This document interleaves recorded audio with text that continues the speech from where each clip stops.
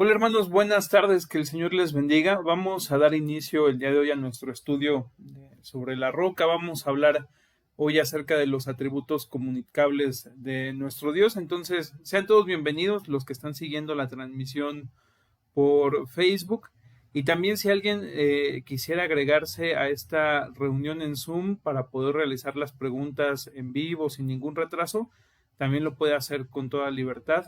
Por ahí se les estuvo compartiendo el link a través de WhatsApp, o si alguien lo solicita también a través de los comentarios de Facebook, se lo podemos hacer llegar para que también se puedan aquí integrar a esta reunión y juntos podamos platicar acerca de los atributos comunicables, podamos tener aquí una conversación sobre esto. Entonces vamos a iniciar, hermanos, y para iniciar vamos a pedirle al Señor que Él sea el que nos dirija en este tiempo, que Él sea el que tome el control. Cuando estudiamos todo esto, lo estamos conociendo a Él, conocemos su revelación, así que pidámosle que su Espíritu Santo sea el que nos dirija. Le va a pedir al pastor si nos puede dirigir en esta oración para iniciar. Oremos a Dios Padre, y en esta tarde te damos gracias por este interés que pones en nosotros de aprender de ti. Señor, no lo sabemos todo, lo reconocemos, y menos, Señor, tratándose de tu naturaleza, de tu persona, de tu actuar, Señor, de tu carácter, pues no lo sabemos. Por eso, Señor, queremos suplicarte que tu Espíritu Santo nos instruya, Señor, a través de tu palabra. Tu palabra, Señor, es la máxima revelación que tenemos de ti, pero para ello pedimos, Señor, comprensión, sabiduría, para poder entender, Señor, qué es lo que tú tienes para con nosotros, hasta dónde, Señor, podemos llegar y hasta dónde no. Quédate con nuestro hermano Dani, que trae el estudio de tu palabra, y permite, Señor, que entre todos podamos aprender. Danos un interés y danos una humildad, Señor, para aprender de tu palabra. Oramos, Padre, en el nombre de Cristo, tu Hijo amado. Amén. Okay. Bueno, vamos a comenzar, hermanos, recordando un poquito acerca de los atributos de Dios. Habíamos hablado de que los atributos son estas perfecciones o estas características que Dios tiene, que Él ha revelado a través de su palabra, y hablábamos de que existen dos tipos de atributos. Hablábamos hace 8 días acerca de los atributos incomunicables, que tienen que ver propiamente con la esencia de Dios, con lo que Dios es en sí mismo, y hoy vamos a hablar acerca de los atributos comunicables. Y pues bueno, vamos a ir empezando con esto, hermanos. De entrada, un atributo comunicable nos va a hablar acerca de la naturaleza personal de Dios. Es decir, a través de los atributos comunicables nosotros vamos a ver la forma en la que el Señor se está relacionando con nosotros. No es algo exclusivamente de su ser, sino es algo dentro de su ser que se relaciona con nosotros. De hecho, hay quienes llegan a pensar en los atributos comunicables como aquellas cosas que nosotros también podemos compartir con el Señor. Por ejemplo, el sentido del amor, de la justicia, de la misericordia, de la gracia. Son atributos que también nosotros podemos compartir con el Señor, y es ahí donde se funda un poco esta idea de la imagen y semejanza de Dios.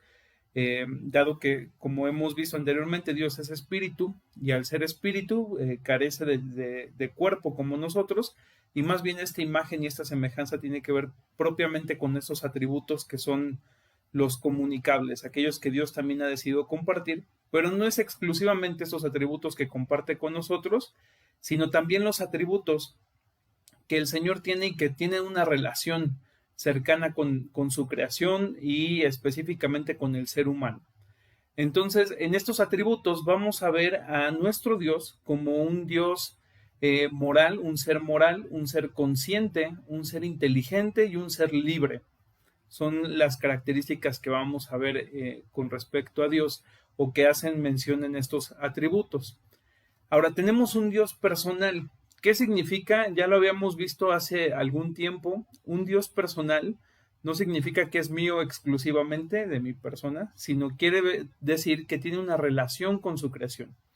Cuando nosotros veíamos los atributos incomunicables, si solo nos quedáramos con esa parte de los atributos incomunicables, veríamos a un Dios absoluto, un ser absoluto, pero lejano de toda su creación.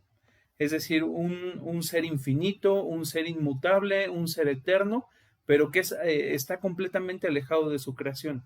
Ahora, los atributos comunicables de lo que nos van a hablar es de esta relación.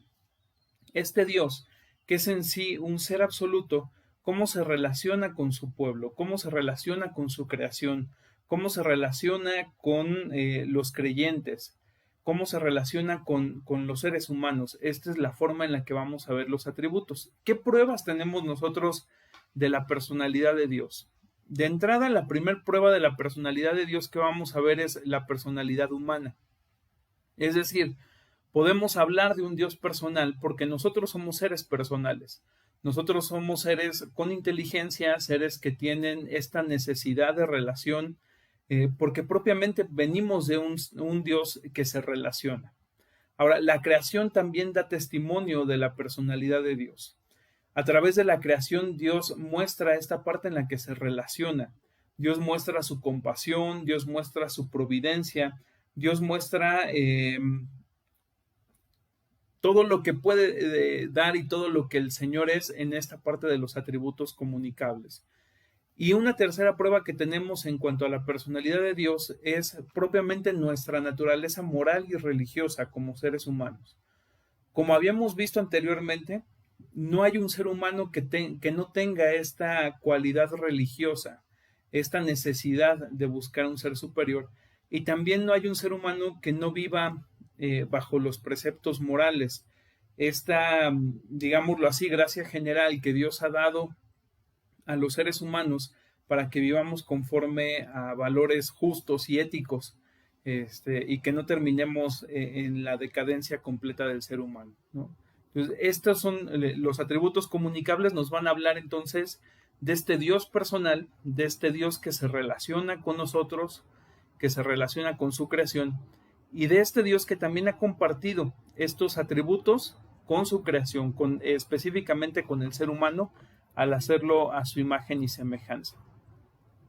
Vamos a ver algunos atributos que están un poquito agrupados, más o menos son atributos similares. Vamos a hablar, ahorita me regreso un poquito, vamos a hablar sobre atributos intelectuales, hablaremos sobre atributos morales y hablaremos sobre atributos de soberanía. Y vamos a ir viendo cada uno de los atributos propiamente dichos, ¿no? Entonces empecemos con lo que son los atributos intelectuales. En los atributos intelectuales vamos a tener tres principalmente, que es el conocimiento de Dios, la sabiduría de Dios y la veracidad de Dios. Son atributos que tienen que ver propiamente con el conocimiento, con la vida intelectual, digámoslo así, de nuestro Dios. El conocimiento de Dios, ¿qué significa? Es un atributo por medio del cual Dios, de una manera completa y única, se conoce a sí mismo y conoce todas las cosas posibles y actuales en un acto sencillo y eterno. Es decir, Dios conoce todo cuanto puede pasar y todo cuanto pasa y todo cuanto va a pasar, y se conoce a sí mismo. Este conocimiento no es un conocimiento aprendido como el de nosotros los seres humanos. Nuestro conocimiento es un conocimiento aprendido. Conforme va pasando las etapas de nuestra vida, nosotros vamos conociendo, ¿no? Por ejemplo, hay niños que de primera mano conocen que no deben de meter la mano en el fuego porque quema, ¿no? Y necesitan la experiencia para aprender eso. El conocimiento de Dios no requiere de esta experiencia o de este aprendizaje progresivo, porque Dios en un acto eterno conoce todo cuanto va a pasar, conoce todo cuanto pasa, todo cuanto pasó, y se conoce también a sí mismo. A diferencia de nosotros también, nosotros no nos conocemos ni siquiera nosotros mismos de forma completa. El Señor tiene una forma de conocer un poco distinta. Vamos a buscar ahí en nuestras Biblias el primer libro de Samuel, capítulo 2, versículo 3, y aquí nos va a hablar acerca un poco de su conocimiento. Dice aquí en el cántico de Ana, no multipliquen palabras de grandeza y altanería, cesen las palabras arrogantes de su boca, porque el Dios de todo saber es Jehová, y a Él toca el pesar las acciones. Es decir, el Señor que tiene el conocimiento de todo es Jehová, es nuestro Dios, ¿no? Entonces, Él es el Dios de todo saber. Dice aquí en el cántico Ana, cuando está alabando a Dios, ¿no? Cuando está agradeciendo a Dios por la vida de Samuel, Él dice, Dios es el Dios de todo saber. Otro pasaje que podemos encontrar al hablar acerca del conocimiento de Dios, lo vamos a encontrar ahí en Job 12, versículo 13. Job 12, 13. Dice la palabra de Dios en ese versículo, con Dios está la sabiduría y el poder, suyo es el consejo y la inteligencia. Es decir, este conocimiento proviene propiamente de Dios. Entonces, a eso se refiere el conocimiento de Dios. No hay que confundir el conocimiento de Dios con la sabiduría de Dios. Son dos conceptos que se parecen, pero son distintos. La sabiduría de Dios, ¿a qué se refiere? La sabiduría de Dios es cuando Dios aplica su conocimiento a la obtención del fin o un fin que Él espera conforme a la manera que más lo glorifica. Es decir, hace uso de su conocimiento para que y acomoda todas las cosas de tal forma que llega al fin que Él está planteando dentro de su voluntad. Él acomoda todas las cosas que pasan para lograr el fin concreto.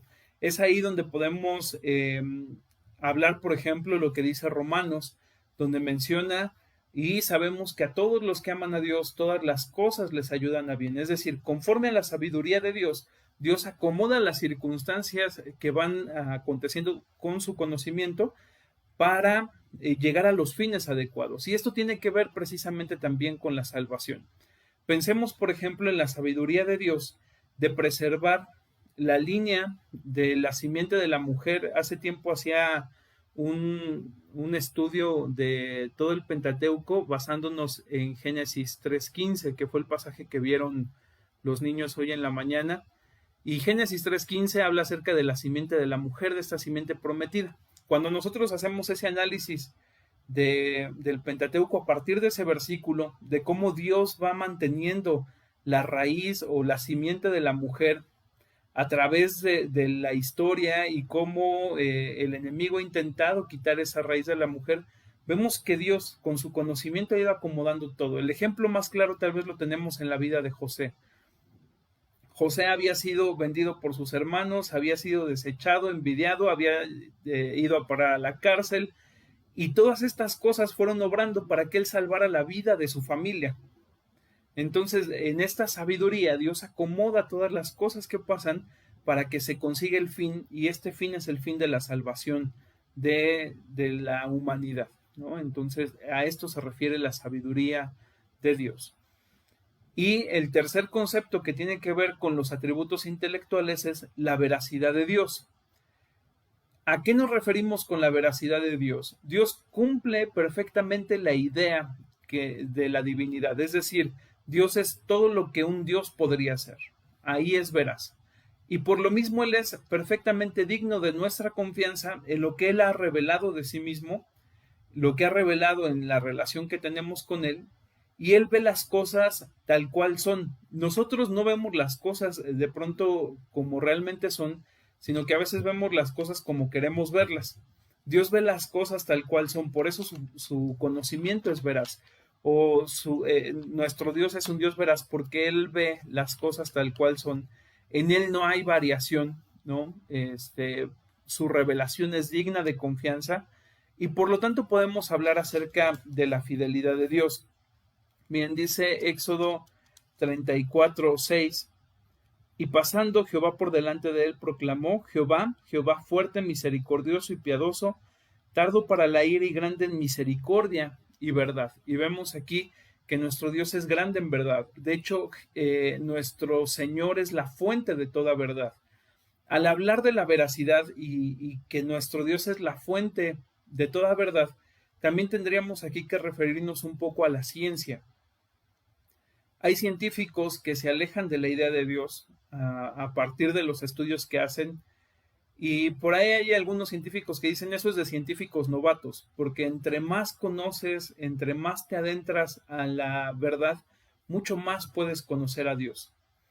Hay un autor que escribe sobre la historia del pueblo hebreo y dice, hablando acerca de la responsabilidad que tenemos nosotros como hijos de Dios, él menciona que nosotros al proclamar que tenemos un Dios que es la fuente de toda verdad, deberíamos buscar la verdad, deberíamos de ser personas informadas, personas que estén constantemente buscando la información y buscando la verdad, y también vivir de una forma auténtica y de una forma verdadera, porque tenemos un Dios cuya naturaleza propiamente, cuyos atributos son verdad.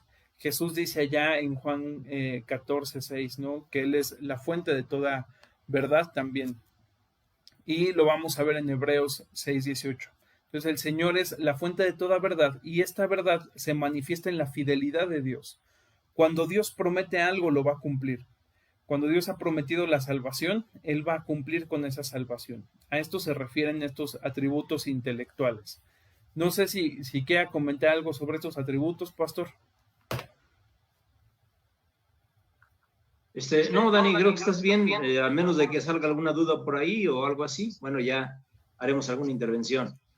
Ok, entonces esos son los atributos comunicables. Perdón, los atributos intelectuales. Vamos a pasar a los siguientes atributos, que son los atributos morales. En los atributos morales vamos a ver 3 atributos principalmente. Estos atributos van a ser los atributos de la bondad, de la santidad y de la justicia. Hablando de la bondad, nosotros podemos ver que nuestro Dios es la fuente de todo bien. Así lo expresa el Salmo 36:9. Ahí en sus casas les voy a pedir que lo busquen. El Salmo 36:9 dice: porque contigo está el manantial de la vida, en tu luz veremos la luz. Es decir, en la bondad de nuestro Dios como fuente de bien es cuando podemos encontrar esta bondad. Él es la fuente de donde podemos encontrar la bondad. Ahora, ¿en qué se manifiesta esta bondad? De entrada, la bondad de Dios se manifiesta propiamente en sus criaturas, en este cuidado que tiene acerca de la creación. Dios no es un Dios que nos creó y se olvidó de nosotros, sino que es un Dios que está al pendiente propiamente de su creación. El sol sale cada mañana, la lluvia sigue sus ciclos, y cada parte que vemos nosotros en la creación podemos encontrar que Dios permanece mostrando su bondad a través de la conservación de la creación. Dice el Salmo 145, versículo 9, bueno es Jehová para con todos, y sus misericordias sobre todas sus obras. El versículo 15 dice, los ojos de todos esperan en ti, y tú les das su comida a su tiempo, abres tu mano y colmas de bendición a todo ser viviente. Es decir, el Señor, como fuente también de todo bien, está proveyendo lo mejor para su creación. Entonces vemos la bondad de Dios expresada en toda la creación. Ahora, esta bondad de Dios alcanza un punto máximo en su amor cuando se expresa hacia su creación racional, que somos nosotros como seres humanos. El amor de Dios ahí se expresa de una forma muy específica. Y Juan 3:16, que seguramente todos lo conocen, dice, de tal manera amó Dios al mundo que ha dado a su Hijo unigénito. Y cuando está hablando aquí del mundo, habla acerca también de la creación. Dice, de tal forma amó Dios a toda la creación que ha dado a su Hijo unigénito. Entonces, el amor de Dios se manifiesta específicamente hacia nosotros como seres racionales. Ahí es donde está expresado su amor. Y este amor no es una cuestión emocional dentro de la naturaleza de Dios, sino que este amor es un amor que provee también para su creación. Y lo que está dando como provisión es la salvación para su creación. Dice Juan 16:27, pues el Padre mismo los ama, porque ustedes me han amado y han creído que yo salí de Dios. Es decir, este amor está expresado a través también de la obra de Jesucristo. Y vemos aquí entonces el amor que Dios ha dado a su creación. Ese es el segundo atributo en cuanto a la bondad. El tercer atributo en cuanto a la bondad es uno de los atributos más hermosos y tiene que ver con la gracia de Dios. La gracia de Dios es un regalo inmerecido. si quisiéramos definirlo de forma concreta. La gracia son estas cosas que nos dan y que nosotros no merecemos. Hace tiempo planteaba el ejemplo, cuando es nuestro cumpleaños, digo, a mí no me pasa tan frecuente, ¿verdad? Pero habrá quien sí le pase, cuando es su cumpleaños, mucha gente le regala cosas, ¿no? Y hay una causa para regalarles cosas, hay un motivo. El motivo es que cumples años, entonces como cumples años te regalan cosas. Pero ¿qué pasaría si llega un día cualquiera de la semana, no es un día especial, es un lunes cualquiera, y llega una persona y te da un regalo? Y tú le preguntas, oye, ¿por qué me dice este regalo? Nada más, solo quise darte este regalo. Esa es la gracia. La gracia es cuando no hay ni una sola justificación para darte algo. No lo mereces. No has hecho nada para conseguirlo y sin embargo ahí lo tienes. Entonces la gracia de Dios se manifiesta justamente en eso, en las cosas que Dios nos da, a pesar de ser indignos de ella. ¿Y cuál es el mayor acto de gracia que Dios nos ha dado? La salvación por medio de Cristo. Nosotros no solo no merecemos la salvación, sino que estamos cada día abonando en contra de la salvación con nuestro pecado. Y aún así el Señor nos da su gracia. A través de su gracia, Él nos da acceso a la salvación. Vamos a buscar ahí en nuestras Biblias Romanos 3:24, que dice así: siendo justificados gratuitamente por su gracia mediante la redención que es en Cristo Jesús. Es decir, esta gracia es algo que recibimos sin merecerlo. Un poco haciendo un análisis de la palabra gracia, pues tiene que ver con estos indultos que daban los emperadores, donde les daban vida a las personas que estaban condenadas a la muerte. Sigue siendo la misma gracia. Nosotros, estando condenados a la muerte, por la obra de Cristo recibimos vida. Entonces Dios nos da la vida por medio de su gracia, ¿no? Ok, eso es en cuanto a la gracia de Dios. La misericordia de Dios también es uno de sus atributos que se relaciona con nosotros de una forma muy hermosa. La misericordia tiene que ver con ver la condición de miseria de una persona y, a pesar de ver esa condición de miseria, no tratarla con miseria, sino tratarla con compasión, no dándole aquello que merece. Es decir, a través de la gracia Dios nos da vida, a través de su misericordia Él no nos da muerte. Nosotros merecemos morir, por su misericordia no morimos, por su misericordia cada mañana abrimos los ojos y por su gracia tenemos la salvación y tenemos vida eterna. Hace tiempo planteaban, ¿qué pasaría si el Señor terminara con toda la maldad durante la noche? Y planteaba este escritor, ¿amanecerías? Si el Señor desapareciera toda la maldad durante la noche, ¿tú despertarías? Bueno, la misericordia de Dios se manifiesta cuando cada mañana nos da la oportunidad para alabarle, y por eso el salmista puede decir, cada mañana son nuevas tus misericordias, ¿no? Cada mañana podemos ver la misericordia de Dios renovándose en nuestras vidas. Y la misericordia de Dios también tiene que ver mucho con el otro atributo de su bondad, que es la paciencia de Dios. La paciencia de Dios a veces nos llega a sorprender. Ayer hablaba con los jóvenes cuando hablábamos acerca de Apocalipsis. Hay un pasaje dentro de los sellos, cuando se están abriendo los sellos, en el quinto sello, los mártires de la época, dice ahí Juan en Apocalipsis, que empiezan a rogarle a Dios y decirle, Señor, ¿hasta cuándo vas a vengar nuestras muertes? ¿Hasta cuándo vas a aplicar tu justicia? Y la respuesta que se les daba era, descansen, todavía no es el tiempo, ¿no? La paciencia de Dios se manifiesta de esa forma. La paciencia de Dios es tal vez a veces retardar un poco el castigo que merecemos justamente para poder alcanzar su misericordia y su gracia. Entonces, en la paciencia de Dios, Dios resiste un poco de tiempo antes de aplicar su justicia. No quiere decir, al hablar de esto de la paciencia, no quiere decir que Dios pasa por alto el pecado.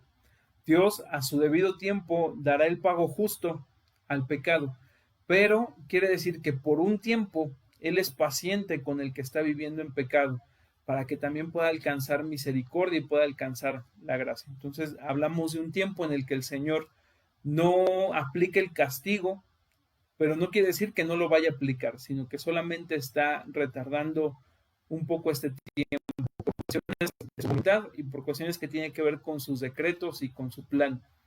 Entonces, esto se refiere a la bondad. El siguiente atributo moral tiene que ver con la santidad. Y este atributo moral es muy interesante, hermanos, porque normalmente o en los últimos años la iglesia tal vez ha hecho demasiado énfasis en el amor de Dios.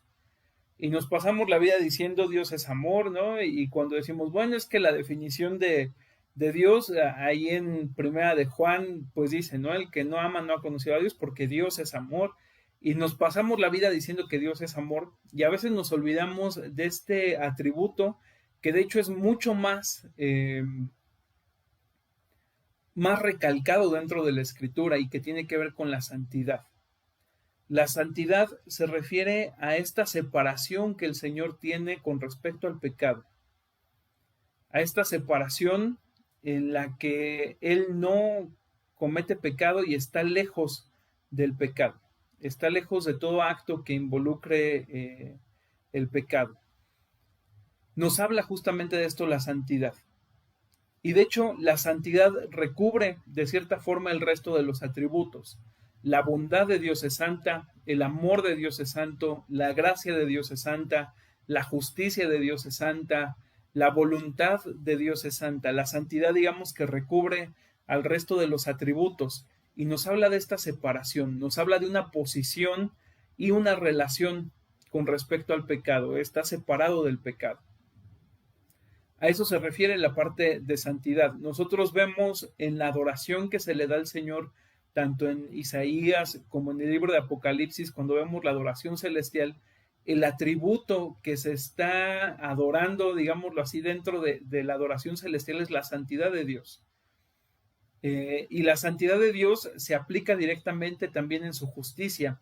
Y a veces al hablar de la justicia de Dios nos resulta un poco incómodo algunos pasajes de la Escritura donde la justicia de Dios es muy puntual. Por ejemplo, cuando están llevando el arca del pacto hacia Jerusalén y se iba a caer y alguien por quererla detener mete la mano y de inmediato se aplica la justicia de Dios. Entonces, la justicia tiene que ver con un cumplimiento hacia la ley.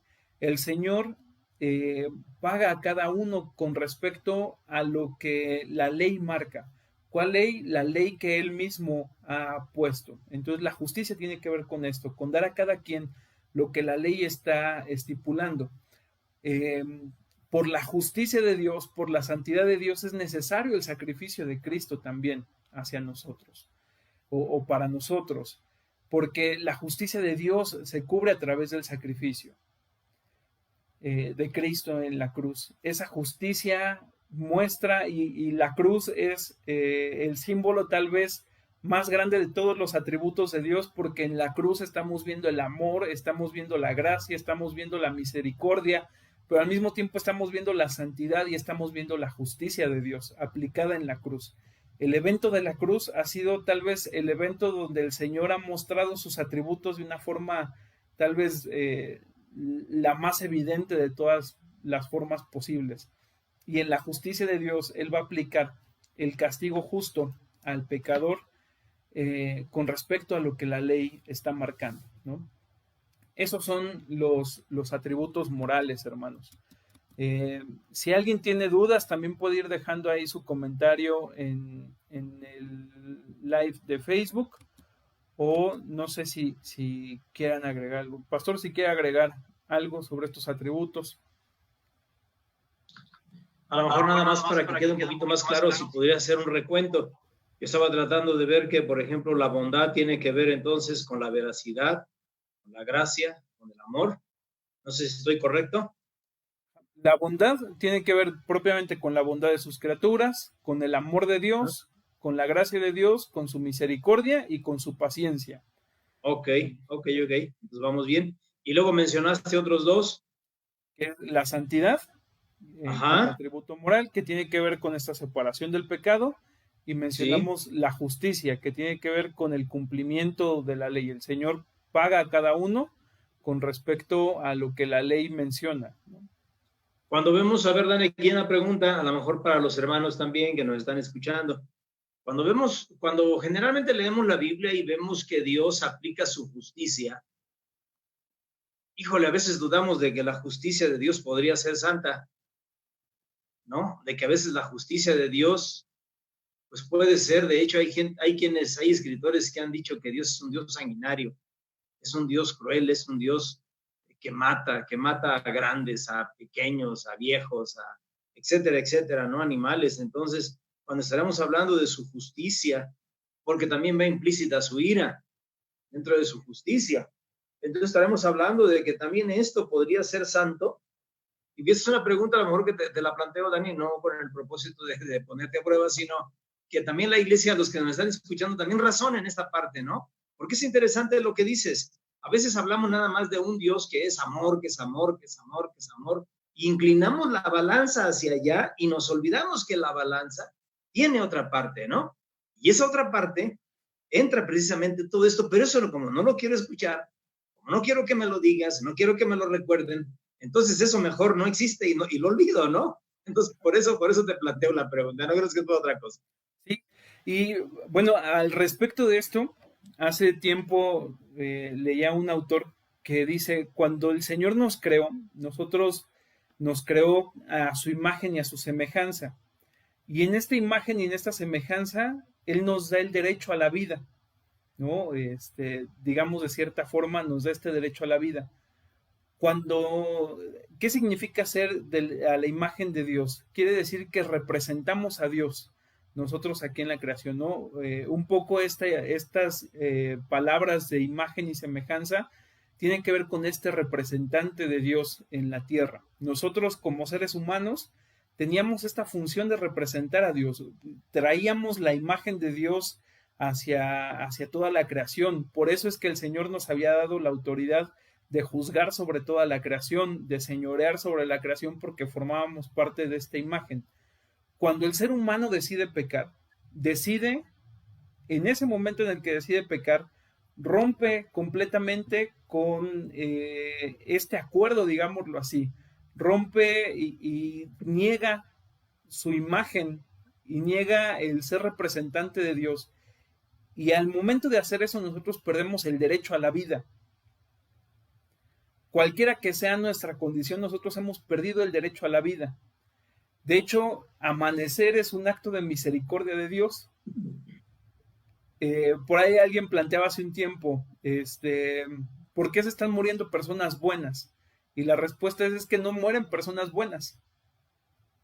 Nunca ha muerto una persona buena. En el caso de la historia solamente ha habido un caso donde un bueno ha muerto y es Jesucristo y fue para pagar nuestra deuda. Ha sido tal vez ese acto donde solamente una persona buena ha muerto para pagar por los injustos. Pero de ahí en fuera, todos aquellos que morimos, morimos con un acto o como un acto realmente de justicia. Cualquier persona que pudiera padecer cualquier tipo de muerte estaría en un acto de justicia porque el Señor está en su derecho de reclamar que no hemos cumplido nosotros con la parte de este pacto. Ahora que en su misericordia, que en su gracia, que en su paciencia Él retarde a veces este proceso, que Él nos dé estas palabras de vida para que podamos conocerlo, eso tiene que ver con su bondad, con su misericordia, pero la justicia está presente en los actos de Dios. Entonces, cuando vemos a Dios, por ejemplo, en esta parte, veíamos, ¿no? En el Antiguo Testamento, cuando llegaba una conquista y era arrasada todas las naciones, y uno podría decir, bueno, ¿y los niños qué culpa tienen? Los niños también. No hay justo ni a uno, no hay quien haga el bien. Entonces, en esta parte también la justicia de Dios rebasa todo esto y por eso la justicia era implacable. Dios muestra su justicia y repetimos, ¿no? El acto tal vez más implacable de justicia lo vamos a ver en la cruz. No sé si por ahí va el asunto, pastor. Sí, yo creo que sí, va por ahí. Definitivamente, hermanos, tenemos que reconocer que tenemos un Dios santo, aún en aquellas decisiones en las que podríamos ver que su santidad brilla. Digo, brilla por su ausencia, que no está presente su santidad. Porque yo me he topado con este tipo de personas, hermanos, que dicen, Pero es que ¿cómo es posible que Dios, si es un Dios de amor, va a mandar a sus hijos al infierno? No, no es que Dios los mande, es que ellos decidieron esta parte. O sea, Dios no quiere la muerte del impío, debemos de recordarlo.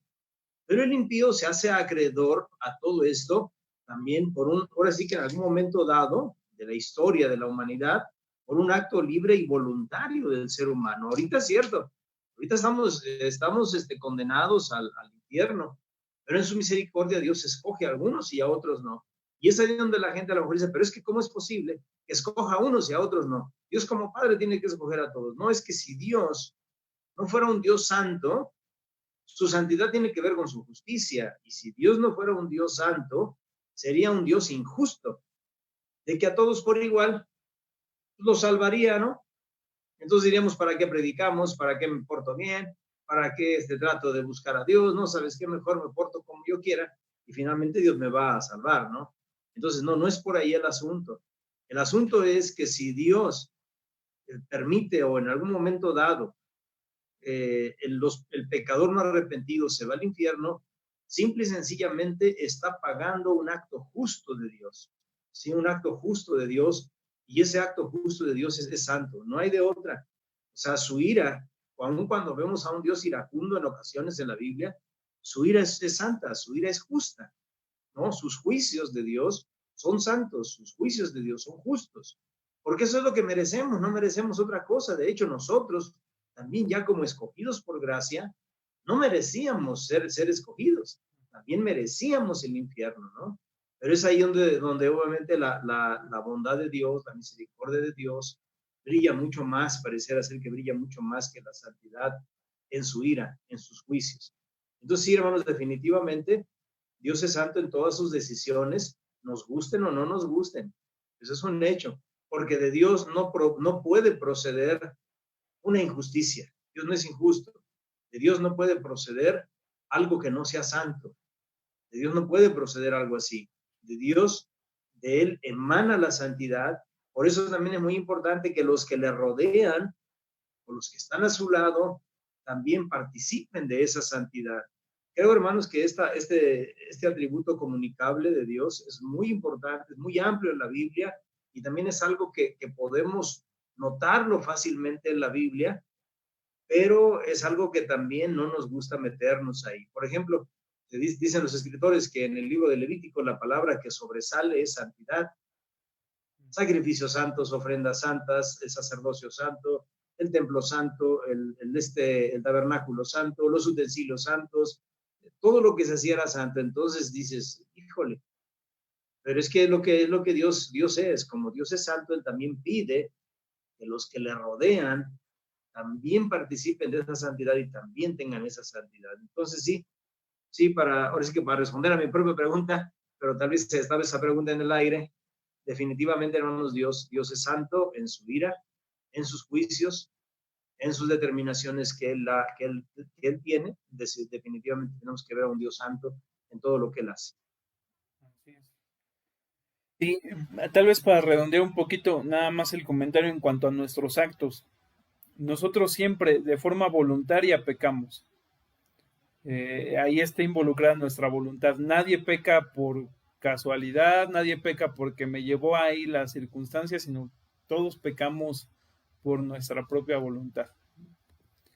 Y vamos a ver ahora los atributos de soberanía, que vamos a ver la soberanía de Dios expresada en dos cosas. Vamos a ver la soberana voluntad de Dios y vamos a ver el soberano poder de Dios. Entonces vamos a ver en la soberanía estos dos matices, tanto su voluntad como su poder, para hablar acerca de estos atributos. Entonces, en la soberana voluntad de Dios, Dios ha decretado todo cuanto pasa y todo cuanto va a pasar. Y esta voluntad de Dios va a ser expresada a través de dos términos.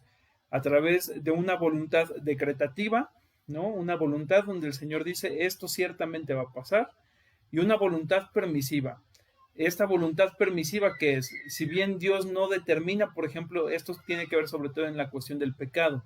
Si Dios no determina que sucede el pecado, Dios dentro de su voluntad, dentro de su sabiduría y su conocimiento, permite que suceda para sus fines, para que se pueda cumplir el decreto, ¿no? No es que Dios esté haciendo que suceda el pecado, sino que permite que suceda el pecado, ¿no? Aquí vamos a hablar sobre la soberana voluntad de Dios. En la soberana voluntad de Dios, Él ha decidido crear las cosas por su poder existen. En la voluntad soberana, en la soberana voluntad de Dios, Dios mantiene el gobierno de los pueblos como se tienen. De hecho, es muy curiosa esta palabra soberanía. Soberanía significa sobre todo. Super omnia es el origen, es latín, y soberanía significa sobre todo. Entonces, a veces nosotros decimos, tenemos una nación soberana, ¿no? Una nación que está sobre todo. Y yo diría, no, no hay ni una sola nación soberana. El único soberano es Dios porque es el único que está sobre todo. Y Él gobierna a los pueblos, Él gobierna a las naciones, Él establece a los gobernantes, algunos gobernantes para el crecimiento de las naciones, otros gobernantes para la justicia y el juicio a las naciones, pero Dios tiene el control sobre eso también. El Señor tiene en su voluntad, también Él ha decidido salvarnos, en su voluntad Él ha decidido buscar a su pueblo, en su voluntad Él ha decidido hacer que pasen las cosas como están pasando. El Señor, a través de su voluntad, hace que las cosas sucedan y en su poder hace que efectivamente se estén dando, ¿no? Al hablar del soberano poder de Dios, estamos hablando de la omnipotencia. Ahora, este término de omnipotencia, es decir, que el Señor todo lo puede, ha sido un término tal vez discutido durante algún tiempo, ¿no? Porque hay cosas que el Señor no puede hacer. Por ejemplo, el Señor no puede mentir, el Señor no puede pecar, ¿no? Hay cosas que el Señor no puede hacer y entonces nos preguntamos, ¿cómo que el Señor no puede hacer cosas si es todopoderoso? ¿A qué se refiere este atributo de la omnipotencia? Al hablar del soberano poder de Dios, este atributo de la omnipotencia quiere decir que el Señor puede hacer todas aquellas cosas que su voluntad ha determinado que sucedan, ha determinado que pasen. Es decir, Él mismo en su voluntad decide hacer cosas y esas cosas su poder las lleva a cabo. A eso se refiere la omnipotencia de Dios, que no hay algo que pueda estorbar a Dios cuando Él ha determinado hacer algo en su voluntad. No hay una sola cosa que pueda estorbar a Dios cuando ya está dado un decreto, cuando ya está dada una palabra. El Señor lo va a cumplir, no hay nada que lo pueda detener. A esto se refiere esta omnipotencia. El Señor puede hacer toda aquella cosa que Él mismo ha deseado y que Él mismo ha expresado a través de su voluntad. Por lo tanto, cuando nosotros vemos que el Señor ha decidido que regresará por nosotros, podemos confiar en su omnipotencia porque no habrá nada que impida que el Señor venga por nosotros. No habrá nada que impida que nosotros vivamos juntamente con Él. No habrá nada que impida que aquellos que hemos sido escogidos por su gracia permanezcamos en su gracia. Así lo diría el apóstol Pablo. ¿Qué podrá separarnos del amor de Jesús? ¿Qué podrá separarnos del amor de nuestro Dios?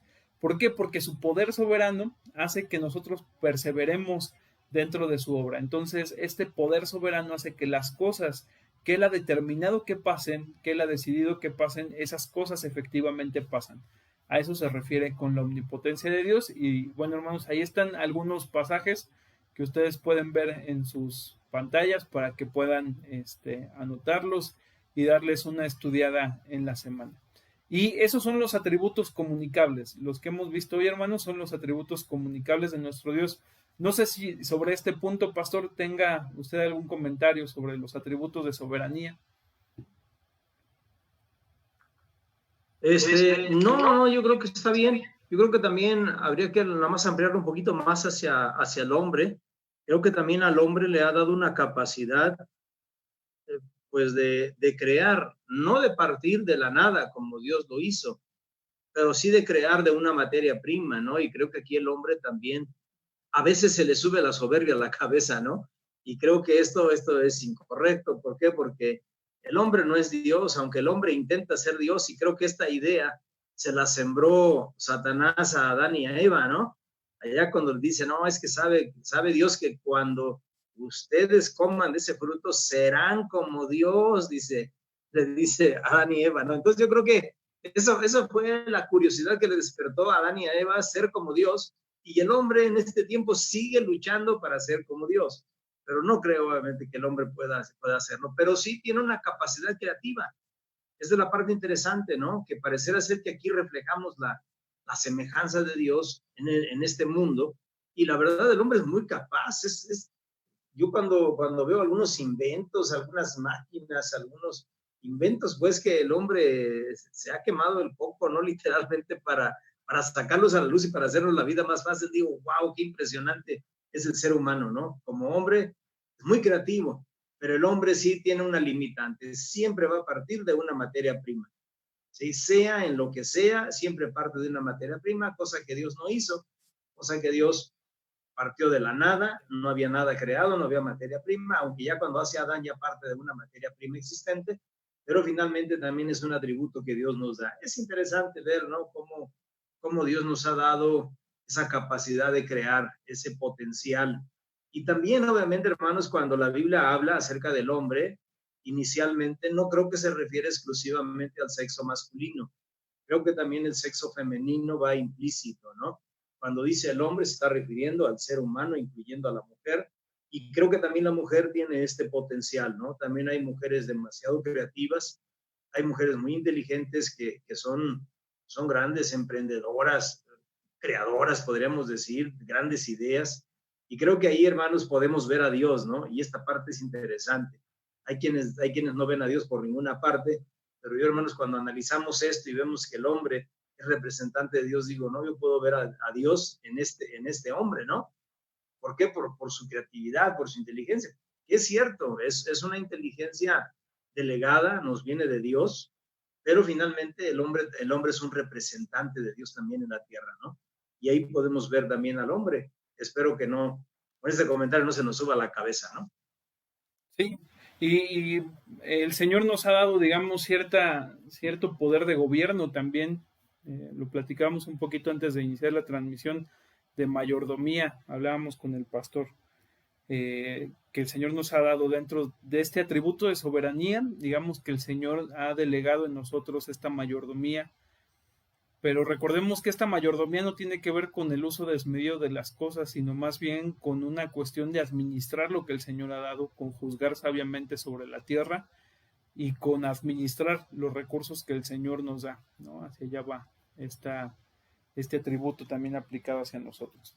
Pues bueno, hermanos, con esto terminamos el estudio de los atributos de Dios. Ya vimos atributos incomunicables, hoy hemos visto los atributos comunicables, y la próxima semana estaremos hablando acerca de las obras de Dios. Y vamos a empezar a hablar acerca de las obras de Dios. Entonces, por hoy vamos a concluir, vamos a orar para cerrar este tiempo de estudio, hermanos. Recordemos que tenemos actividades en la semana. El día martes tenemos nuestro culto de oración a las 10 de la mañana. El día sábado está la reunión de jóvenes a las 7 de la noche. Los domingos tenemos nuestro culto de adoración a las 9 de la mañana, escuela dominical a las 5 de la tarde, y durante toda esta semana tendremos el campamento de los niños a las 11 de la mañana. Todos los días a las 11 de la mañana pongan ahí a sus pequeños frente a la computadora, en el celular, para que vean la transmisión de Facebook. Se va a estar transmitiendo en videos en vivo, entonces para que tengan ahí también con sus pequeños este tiempo de aprendizaje en el campamento. Pues vamos a orar, hermanos. Padre, te agradecemos por tu amor, porque el día de hoy tú has estado con nosotros. Señor, te rogamos que ese tiempo haya sido un tiempo de bendición, haya sido un tiempo de edificación, donde hayamos podido escuchar tu voz, Señor, donde hayamos podido conocerte un poco más. Y no un conocimiento intelectual, Padre, sino un conocimiento que realmente impacte nuestras vidas, en el que podamos relacionarnos contigo, Señor, en el que podamos tener una cercanía mayor. Gracias, Padre, porque podemos confiar en ti, porque eres un Dios veraz, porque tú no te equivocas, Señor, porque tú no prometes cosas que no vas a cumplir, sino que todas tus promesas son fieles.